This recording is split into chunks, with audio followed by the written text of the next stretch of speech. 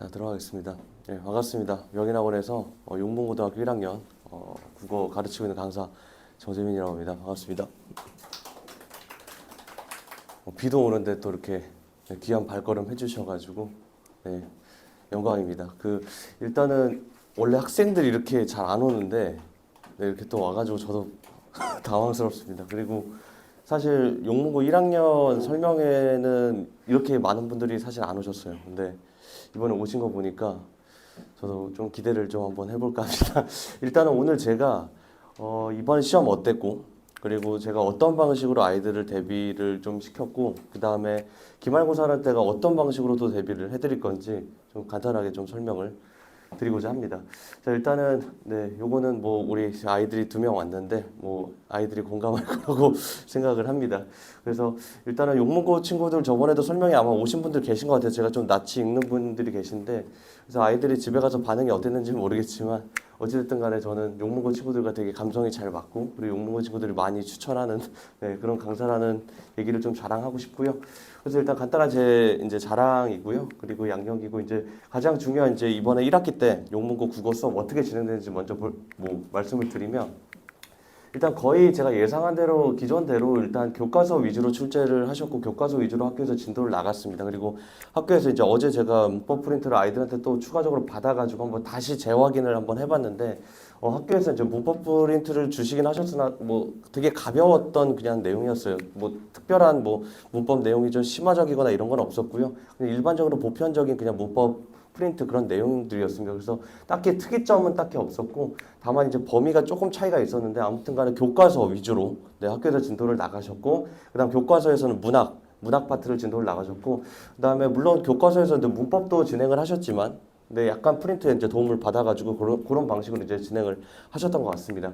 그래서 일단 출제 경향을 제가 간단하게 또 좀 디테일하게 보면, 일단 단원별로 크게 이제 교과서 목차를 한번 가져왔어요. 그래서 일단 아까 말씀드린 대로 교과서에서 이제 여기 1단원 문학 이제 출제를 했고, 그 다음에 4단원에 이제 네, 문법을 출제를 했습니다. 근데 약간의 차이점이 뭐냐면, 보통 여기 쓰기와 읽기로 만나는 세상이라고 해서 소단원 1단원을 보시면 요게 이제 수필입니다. 문학에서 수필이고 그 아래가 이제 독서인데, 이게 특이점이 작년에는 이게 1학기 기말고사에 출제가 됐고요.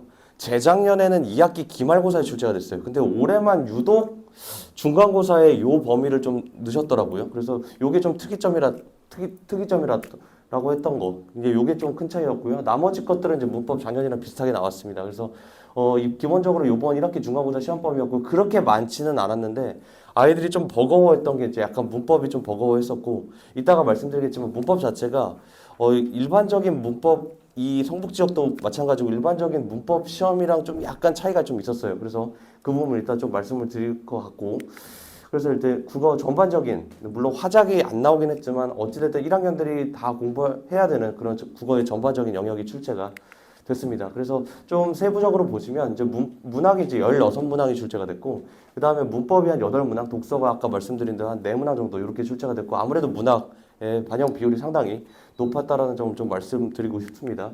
자, 그리고 이제 제가 이제 이번에 출제가 이렇게 됐었고, 제 이제 자료나 제 수업에서 이렇게 이제 시험에 이제 활용이 됐다라는 걸 한번 보여드리려고 가져왔고요.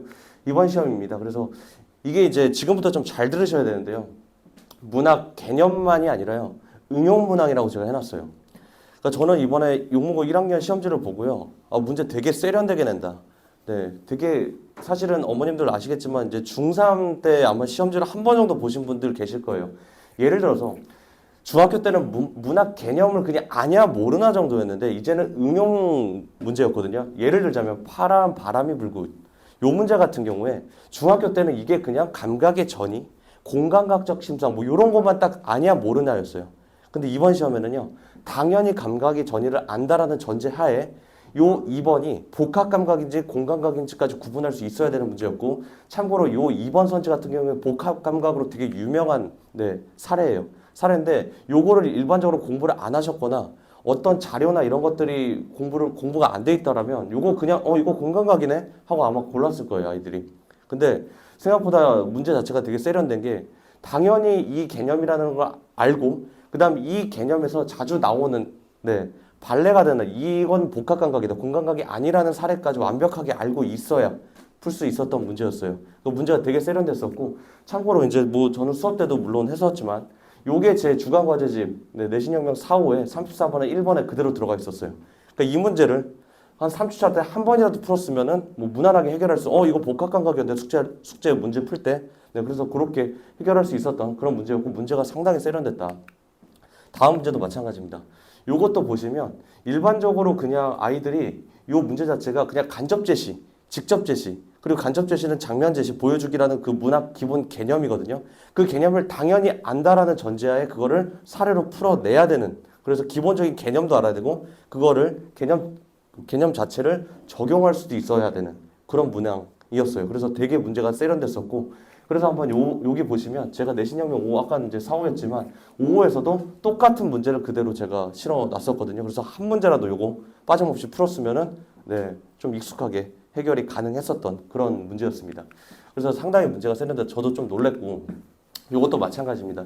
요건 제가 수업 때 말씀드렸어요. 그래가지고 최척전 저랑 아이들이랑 되게 재밌게 수업했었고, 그래서 오경의 꿈과 문학적인 장치, 여기서는 이제 암시 복선의 장치였거든요. 그걸 제가 수업 때 했었고, 수업을 한 번이라도 들었으면은 무난하게 고를 수 있었던 네, 그런 문항이었고, 상당히 진짜 문제가 문학 문제 자체가 되게 세련됐다라는 거 제가 좀 많이 놀랐습니다. 그래서 제가 이런 방식으로 아까 내신비책 수업, 그 다음에 이제 과제 이렇게 4, 5, 5에서 그대로 출제했어요. 정답까지. 그래서 이렇게 제가 대비를 이번 뭐 중간고사 대비 때 해드렸다는 점 말씀드리고 싶고, 이제 문법입니다. 문법도요. 이게 애매한 게요, 어머니들 잘 들으셔야 되는 게 수능형 문법도 아니에요. 수능형 문법도 아니고 그렇다고 내신을 완벽하게 암기형 문법도 아니었어요. 그러니까 이게 문법 문제가 아이들한테 상당히 낯설 수 있었고, 그래서 딱 보셨을 때 보통 이제 자음 체계랑 관련돼서 기본적인 문제만 내는데 여기서는 되게 아이들한테 낯설 만한 그런 요소들이 많이 등장을 했고, 약간 요 문제 같은 경우에는 함정도 있었어요. 그리고 이 함정이 진짜 익숙한 문제가 아닌데도 이런 문제를 내셨다는 것 자체가 약간 좀 속된 말로 쪼잔할 수도 있는데, 와, 이거 아이들이 시험장 안에서 헷갈렸겠다. 예.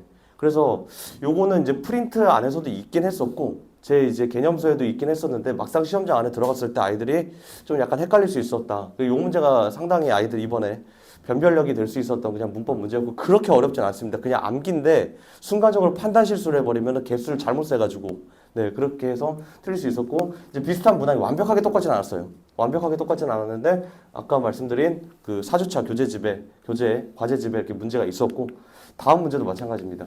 요 문제 같은 경우에는 시험 전날까지 아이들이 좀 질문을 했고, 제가 요 문항은 제가 시험 전날에도 아이들 질의응답 받아가면서 같이 풀었던 문제인데, 요거 같은 경우에는 이제 아이들이 기본적으로 요 내용을 이해를 하고 나서 이거를 그대로 사례에 적용할 수, 요게 약간 좀 수능형이긴 해요. 근데 요런 문항은 이미 요즘에 고등학교에서 요 문법 자체를 학교에서 많이 출제되는 요즘 경향을 띠고 있기 때문에 요런 거 그나마 이제 좀 익숙한, 오히려 문제가 이게 더 좀 최신화된 문제죠. 아까 그 문제보다 그 문제가 오히려 더 어려웠을 거예요. 근데 요 문제 같은 경우에는 제가 이제 아이들한테 전날에 제가 줬지만 작년 재작년 문제도 아닙니다. 이거 보시면 5개년이에요. 제가 이거 구하느라 진짜 죽는 줄 알았습니다. 그래서 5개년을 다 구해가지고 그거를 다 타이핑을 다 쳐가지고 네, 아이들한테 이제 전날 나눠줬는데, 보시면 아시겠지만 아예 똑같습니다. 아예. 그래서 전날에 일부러 줬어요. 제일 전날에 풀어야 제일 감각이 있게 들어갈 수 있을 것 같아가지고 아예 보기까지 똑같고, 요 전날에 44번 문제였고, 아마 두 분은 기억나시겠죠. 그래서 요 문제를 한 번이라도 풀고 들어갔었으면 아이들이 무난하게 맞출 수 있었던, 원래 요 문제를 안 풀고 들어갔으면 이게 만만치 않은 문항입니다. 근데 아이들이 되게 익숙하게 풀어냈고요. 그래서 이렇게 문법은 이런 특징이 좀 있었다. 그래서 제가 아까 말씀드린 대로 주간 과제집에도 그런 문항들이 있고요. 그 다음에 이렇게 5개년 제가 기출문제집을 전날 해가지고 이번 시험범위에 해당되는 부분만 필터링 해가지고 아이들한테 전날 꼭 풀게 하고 있습니다. 그래서 이런 식으로 대비를 시켜드렸고요. 이번에 용문고 1학년 원생이 그렇게 많지 않습니다. 그래서 그 얼마 안 되는 인원 중에 그래도 등급이 한 요 정도 예상은 하고 있어요. 그래서 요 정도 되고 있고요. 그래서 제가 봤을 때는 뭐 기말고사 때는 더 제가 요 친구들 더 분발시켜갖고 요로 넣는 게 제 목표고요. 그래서 일단 기말고사 제가 어떻게 대비를 해드릴 거냐면, 일단 기말고사 출제 요것도 좀 중요하겠죠. 뭐 저한테 수업을 듣든 안 들으시든 간에 들으셔야 될 것 같아요. 한글 맞춤법 원리가 들어갑니다.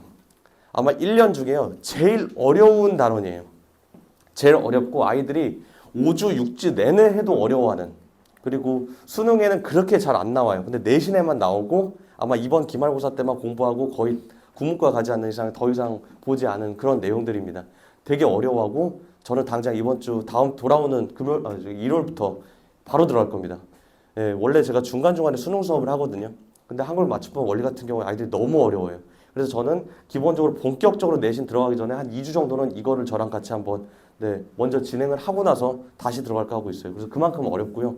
아마 중간고사는 아이들이 뭐 일단은 결과가 나와봐야 알겠지만은 변별이 크게 안 될 것 같아요. 한 킬러 문항 아까 말씀드린 한 2문항 정도 거기서 갈릴 것 같고요. 크게 이제 갈리지 않을 것 같은데 이제 기말고사에서 특히 이제 중간고사 그냥 혼자 해도 되겠네 하고 했던 친구들이 기말고사에서 다 무너질 겁니다. 왜냐하면 이 한글 맞춤법 원리가 그만큼 어렵고요. 기본적으로 한 3, 4개 정도 아이들이 틀리는 단원이에요. 그리고 두 번째 문학은요. 뭐 무난하게 뭐 이런 작품들이 나올 것 같고요. 그리고 아까 말씀드린 화법이요. 이 화법은 이번 중간고사에 출제가 안 됐지만 작년, 재작년 기출을 봤을 때 계속 기말고사에 연속적으로 출제가 되다 보니까 이번에 기말고사에 출제되지 않을까 감히 예상을 제가 하고 있고요. 근데 이것도 참 애매한 단원인 게 어머님도 아시겠지만 말하는 방법 화법이 화작할 때 그 화법이거든요. 근데 아이들이 이거 어떻게 공부해야 되지? 중요 포인트가 뭐지? 한국말인데도 아이들이 많이 틀려요. 한 문제 정도. 그래서 이런 것들 포인트 잡아서 아이들이 공부를 좀 해야 될 것 같고요. 그래서 기말고사 출제 범위 이 정도 제가 한번 예상해 보고 그리고 이제 제가 이제 뭐 기본적으로 아까 말씀드린 대로 진도 교재고요. 그 다음에 아까 과제집이고요. 아까 기출 그리고 용문은 뭐 아시겠지만 이번에 그렇게 막 외부 작품이나 연계 작품이 많이 나오지 않아가지고 제가 외부 작품, 연계 작품 따로 모아서 주는데 그만큼 뭐 그닥 이번에는 실효성이 많이 없었어요. 그래서 이거는 이제 연계 작품 대비 집이고요. 뭐 복스 테스트는 뭐 여기 온 학생들 알겠지만 제가 매번 이제 단원별로 좀 차이가 있어요. 쉬운 단원은 좀 문제를 많이 내기도 하고요. 어려운 단원은 문제 좀 조금씩 내가지고 그렇게 이제 복스 테스트 매번 어머님들 여기 계신 재원장 어머님들 아시겠지만 복스 테스트 결과 순위까지 제가 매주 보내드리고 있습니다. 그리고 마지막 요건데요. 요거 같은 경우에 이제 제가 올해 첫 시도를 했던 거고 요거를 오늘 좀 자랑하려고 오늘 이것 때문에 왔어요. 이게 뭐냐면 이제 자료집 보시면 아시겠지만 특히 이제 남고에 최적화된 콘텐츠 같아요. 왜냐면 어머님들 여기 뭐 아드님들이시겠지만 다 그 능동적으로 자의적으로 복습을 하라고 해도 아이들이 안 하더라고요. 제가 몇 번을 얘기해도 안 해요. 검사를 해도 안 해와요. 그래서 차라리 이제 최상위권 아이들한테는 크게 의미는 없지만 이제 이 틀려져서 고마워라는 게 좀 말이 좀 되게 역설적인데 방금 말씀드린 요 과제집 있잖아요. 중간 과제집 거의 이제 아이들이 좀 힘겨워할 정도 제가 한 200문제에서 300문제 가량 주차별로 나가요. 네, 4주치가 아니라요. 한 주치 300문제. 복스 테스트도 거의 주차별로 한 30문항 정도 제가 출제를 하고 있어요. 그럼 이제 틀린 거를 다시 봐야 되잖아요. 볼까요, 안 볼까요? 전혀 안 봅니다. 보라고 해도 안 봐요. 그래서 제가 답답해서 작년, 재작년 계속 고민했어요. 이거 어떻게 남고 애들 어떻게 해야 될까? 그냥 차라리 이거를 다 뭐 할 수는 없지만 매주 아이들 틀렸던 문제들을 필터를 하자. 가장 많이 틀린 탑 5 정도. 그리고 가장 많이 틀린 탑 3 정도.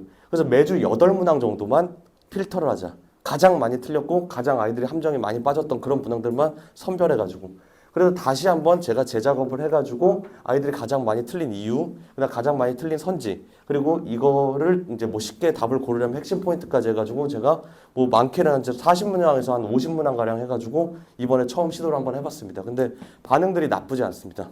그래서 제가 좀 더 보완해야 될 점이긴 한데 생각보다 이제 아이들이 복습하기에는 이제 시험 전날에 제가 나눠주고 있어요. 그래서 아이들이 이거 내신 혁명이나 뭐 복습 테스트 다 찾아가가지고 오답하는 거를 제가 한 권으로 단권화를 시켰습니다. 그래서 생각보다 반응이 좋고, 복습하기에는 되게 용도가 좋은 것 같습니다. 물론 상당히 많은 시간과 노력이 필요했는데, 어쨌든 반응이 괜찮아서 이번 기말고사에도 여전히 유지를 할까 하고 있습니다.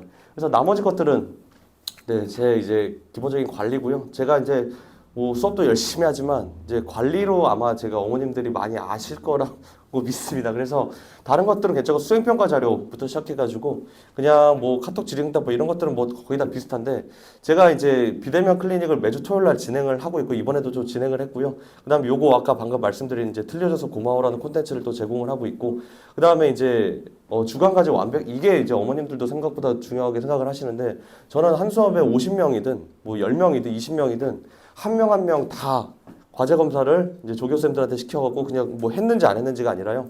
아이들이 이제 모르는 거 별표 쳐오는 거. 근데 그것도 제가 제출을 하라고 할 때 아이들한테 그냥 별표 딸랑 쳐오라고 하지 않습니다.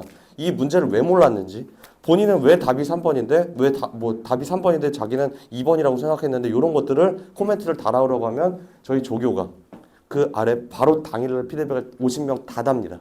그래서 이런 것들을 완벽하게 좀 피드백을 당일날 하고 있고요. 그럼에도 불구하고 만약에 해결이 안 된다. 저한테 개인적으로 연락하면 제가 질의응답도 다 카톡으로 받고 있습니다. 그래서 이런 식으로 제 관리 시스템을 한번 보시면 좋을 것 같고요. 그래서 일단 기말고사 대비 시간표 같은 경우에는 이제 여전히 똑같습니다. 기존 이제 연중 계속반이고 일요일 날 7시부터 10시까지 진행을 하고 있습니다. 그래서 일단은 여기까지 할 것 같고요. 그 다음에 추가적으로 이번에 뭐 되게 많았는데 생각보다 아이들이 기대 안 했는데 기대 이상으로 시험을 좀 잘 본 친구들이 되게 많아가지고 그냥 별건 아니지만 이렇게 좀 넣어놨어요. 한번 어머니들 뭐 시간 나면 한번 봐주시면 좋을 것 같고요. 이것도 저번 설명할 때 말씀드렸지만 그만큼 이제 제 장점이라고 생각을 하는 부분이 아이들과의 소통입니다. 그래서 특히 남학생들 같은 경우에는 국어라는 과목 자체를 되게 싫어하고요. 그 다음에 국어라는 공부 자체의 필요성을 느끼지도 못하고요. 나중에는 2학년 올라가면 아예 놔버립니다. 그래서 그 어머님들, 아버님들 잘 아시겠지만 일단 학원 가는 것 자체가 싫어지면 이미 국어라는 과목 자체가 싫어집니다. 그래서 전 최대한 그냥 물론 완벽하게 좋아하진 않겠지만 그래도 학원 오는 발걸음 자체가 그래도 최대한 가볍게 그리고 부담 없게 그리고 국어라는 과목 자체 그 선생님이 싫어지면 과목도 싫어지잖아요. 그래서 최대한 국어라는 과목을 좀 흥미 있게 할 수 있도록 저는 최선을 지금 다할까 하고 있습니다. 지금도 노력을 하고 있고요. 그래서 여기까지 한번 준비해 본 게 다고요. 혹시 또 질문 있으십니까? 궁금하신? 예. 지난번 토요일에 클리닉 운영했던 걸로 알고 있는데 네네. 이번 기말에 계속합니다. 네. 토요일 날 네, 계속 토요일. 네, 시간도 동일합니다. 토요일. 하면 어떤 식으로 일단은 제가 모든 학교 클리닉을 다 진행하고 있기 때문에 용문만 따로 진행할 수는 없어요. 그리고 시간대는 다 종합 네, 종합으로 해서 다만 저는 늘 그래요. 그러니까 물론 소규모 소수정예처럼 개인별로 이렇게 1대1로 봐주는 클리닉이 최고라고 저도 생각은 하고 있지만 저도 이제 현실적으로 이제 한계가 있다 보니까 저는 오히려 제가 조금 더 고생하더라도 최대한 그 콘텐츠를 잘 만들어서 아이들한테 진짜 도움이 되는 콘텐츠를 만들어서 그냥 단순히 와가지고 아이들이 문제만 풀고 가는 그런 콘텐츠 말고요. 진짜 아마 클리닉 보시면 아시겠지만 진짜 수작업을 제가 다 합니다. 그래서 그거를 아이들이 와서 풀고 오답하고 그것까지 완벽하게 검사받고 그런 시스템 문제 푸는 클리닉이 아닙니다. 그건 의미가 없어요. 요즘 아이들 다 알아요. 그래서 집에서 문제만 풀면 되거든요. 그런 클리닉 안 하고요. 지난주에 배웠던 내용을 물론 용문은 서술형이 없어서 그나마 다행이지만 완벽하게 손으로 다 쓸 수 있는 그런 클리닉지를 제가 자체 제작으로 만들고 있어요. 그래서 와가지고 좀 귀한 시간 버리지 않게 그렇게 제가 자체 제작한 클리닉을 운영을 하고 있습니다.